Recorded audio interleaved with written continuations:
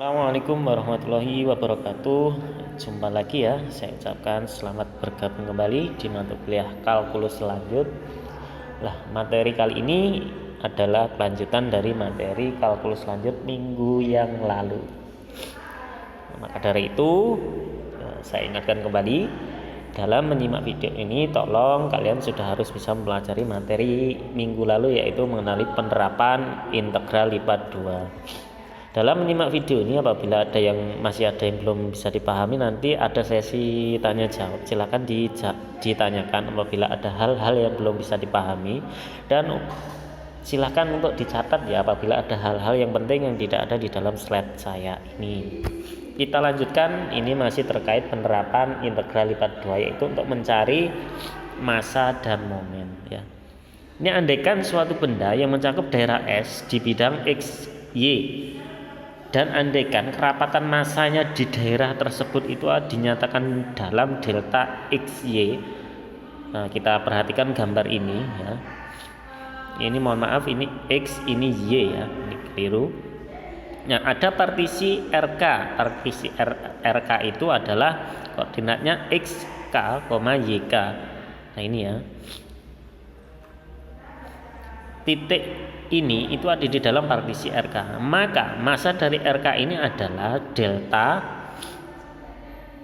titik ini ya, XK, YK ya, di dalam partisi SK dikali luas partisi RK. Jadi setiap partisi ini memiliki bobot ya, atau massa. Sehingga massa total benda tersebut itu didekati oleh notasi sigma seperti ini, adalah jumlah dari partisi-partisinya ya, jumlah dari massa setiap partisi-partisinya, itu intinya seperti itu ya.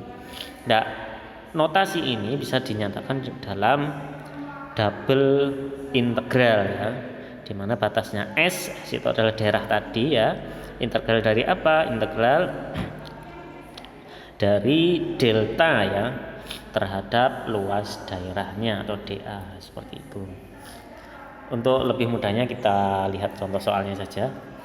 Sebuah benda tak homogen atau lamina yang mempunyai kerapatan ini ya, kerapatan massanya itu adalah ini XY. Delta ini dalam fungsi XY ya. Lamina tersebut dibatasi oleh sumbu X, garis X sama dengan 0 dan garis X sama dengan 1, serta kurva Y sama dengan X ditambah 1. Tentukan massa totalnya. Nah, kita jawab dari soal di atas, berarti dibatasi oleh X itu dari X sama dengan 0 sampai X sama dengan 1. Jadi nanti batasnya X yaitu dari 0 sampai 1, serta batasnya Y itu berarti dari 0 sampai ini fungsi kurva ini. Nah, jadi ini ya. Nah, tinggal yang depan ini adalah DY diintegralkan terhadap Y. Nah, seperti itu ya.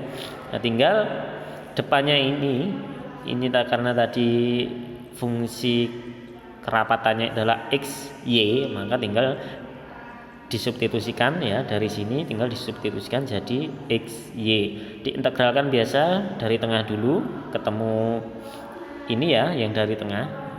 Nah, sekarang tinggal dimasukkan batas-batasnya ini ya. Ketemu ini diintegralkan terhadap dx ya. Pengintegralannya seperti materi pertama itu ya.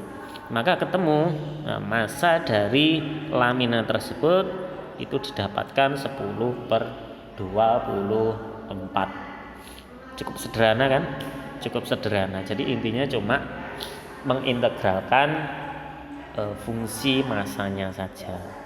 Seperti itu ya. Oke,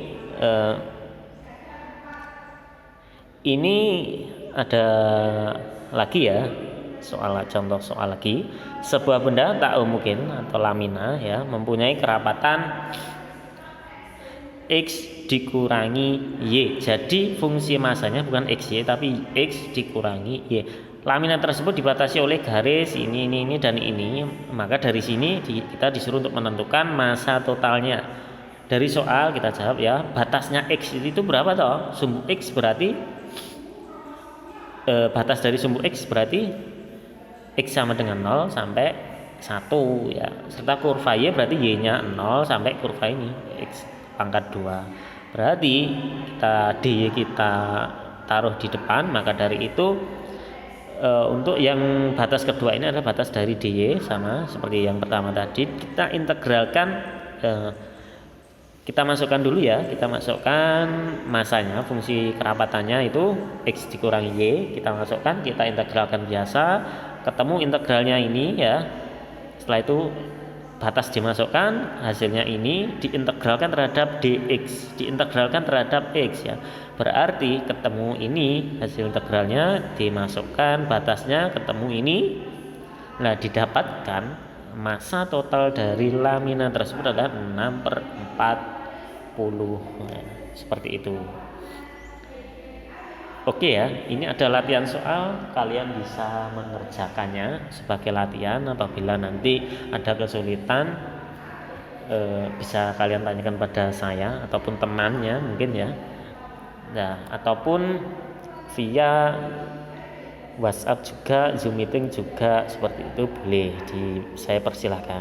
Demikian apa yang dapat saya sampaikan di pertemuan yang keempat ini. Kita jumpa lagi di pertemuan kelima minggu depan. Assalamualaikum warahmatullahi wabarakatuh.